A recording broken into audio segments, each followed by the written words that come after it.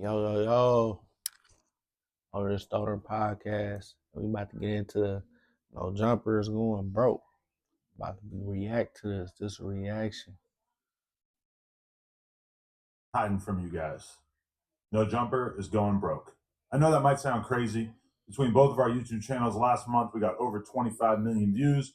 We're doing well on Facebook and Snapchat. We employ quite a few of the hottest content creators on the West Coast, and we pump out an So I was getting $20-some million views. I won't be broke. insane amount of content on a weekly basis. How could we be going broke?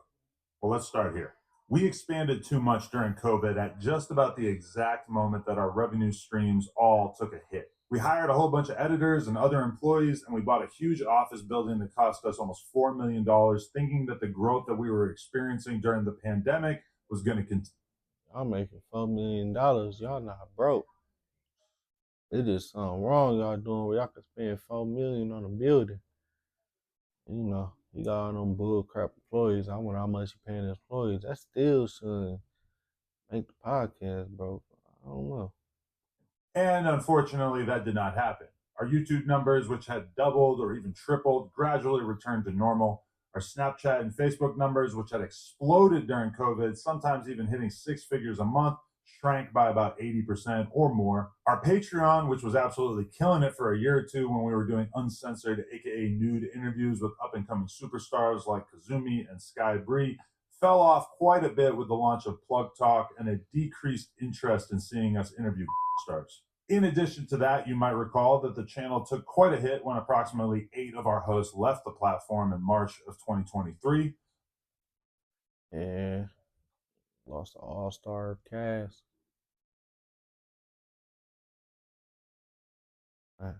We've definitely largely recovered and managed to build up a very healthy roster of talent since then. That certainly took a toll on our business for a while as well. All that stuff hurt the business, but we were still solidly profitable. That is, until the last few months, where we experienced two major L's that we never could have seen coming. First, we lost the NoJumper Instagram. After almost 10 years of building it up and essentially no strikes on our... I remember when this happened, I thought they freaking blocked me. I went on there like, what the? I started clicking on my other pages and stuff. I'm like, man, I got like 5 other pages. So I'm like, whoop. Dang, I'm blocked on all of them. And then they told that Remo looked at Repo page. He said that they took it. Crazy. I still never had that happen yet. We got taken down one day and we still have absolutely no idea why.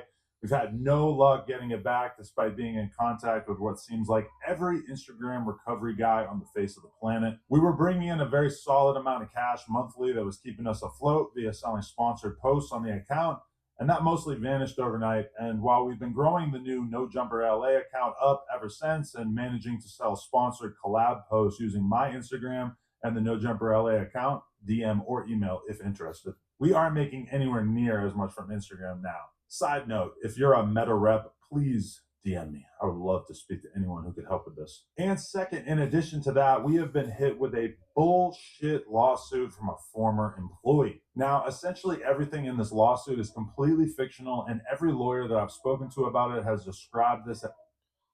Yo, that's when you say enemies and you get a lot of money. What else they gonna do when you fired them? They gonna sue you. They gonna sue you. You're gonna be looking stupid.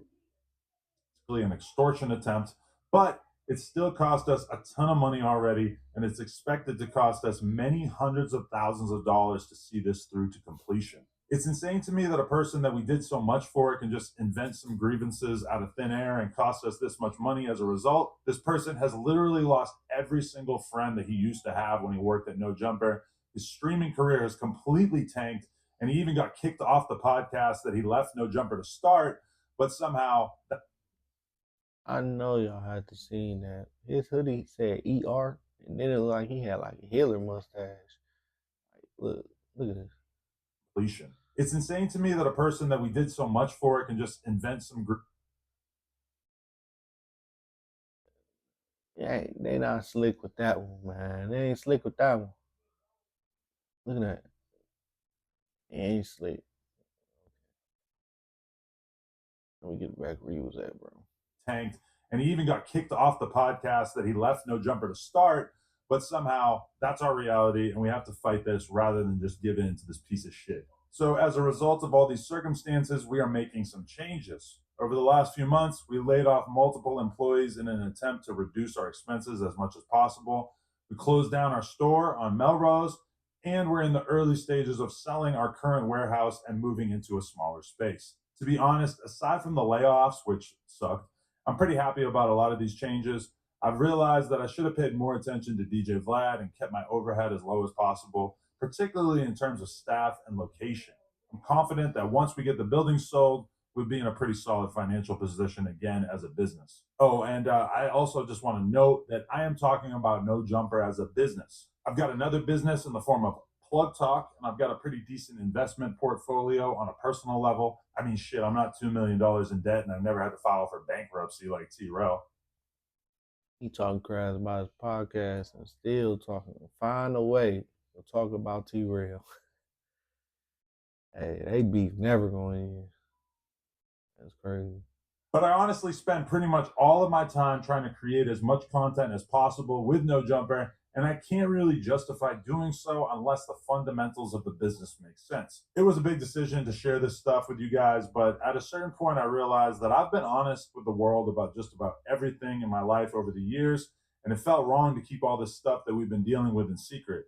So I know you're thinking, what can you do to help? Well, I do have some ideas, which I'll sort into 3 categories here: free, cheap, and generous. Free. Obviously, I'm infinitely thankful to anyone who watches our content at all, follows us on the @NoJumperLA Instagram, and in particular, those of you who drop likes and comments on our videos and Instagram posts. In the long run, that stuff is super helpful. Cheap. We are really trying to get serious about embracing our members here on YouTube. For $5 a month, we've got a ton of awesome benefits. But all right, man. I get what you trying to do, bro. I really ain't really. And opinions on your music submissions with 1 free submission per month and discounted additional songs. Basic. Oh, that's that. NoJumper is broke. That podcast ain't making the money that he wish he could be making. But guess what? Y'all could be making that same money. All y'all gotta do is get y'all YouTube. It's free. I might as well get this free, easy money. Even if you making 5, 10, 15, 20, whatever you making a month, that's extra money coming in, that's stacking. So when you get that honey, you just get that money. Feel me? Catch y'all on the next one.